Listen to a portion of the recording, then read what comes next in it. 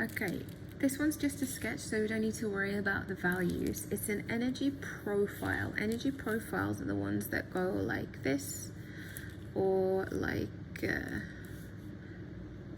this. Okay, so it's one of these for the decomposition based on your answer to B part 1. So if your answer to B part 1 was wrong, but you drew here what matched it, I still gave you the marks. Labeling the axes, of which there are 2, and the activation energy. Now the value that we got was 179, which makes it an endothermic reaction because it is a positive value. So what do we need on here? First of all, we need the correct shape.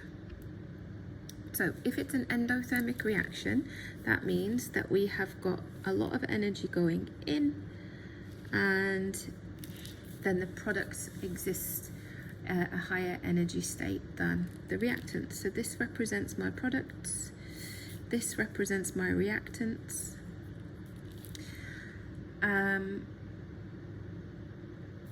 My axes labels are next. Now you have to be careful here because the specification is really picky on the language that you use. So here they want potential energy labeled on the y-axis. Could be enthalpy, could be energy. And this one down here, time's not enough. So down here we need to say something along the lines of the amount of reaction that's actually happened. So extent of reaction or progress of reaction would both be fine. So if you've got time, you've likely not got a mark here. So this is going to get you 1 part of the marks. So there's 2 marks available, so 1 mark for those 2. The next one is you have to have the correct shape, and then it's labeling the activation energy. So the activation energy is the energy that you have to put in. That is not the activation energy, okay? The activation energy is an amount of energy required. So it's actually all of this. This is the amount of energy that I have to put in to get to the top of the hill. This represents my activation energy. It's different on the 2 different profiles. Let's do them both just in case.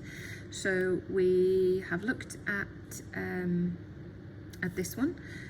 So these are the 2 different versions. So on this one, activation energy is going from the reactants to the top. So that would be the activation energy in that case, from there to there. In this case, it's from the reactants to the top. So that would be the activation energy in that case, okay? So activation energy there or activation energy there, that would get you your next mark.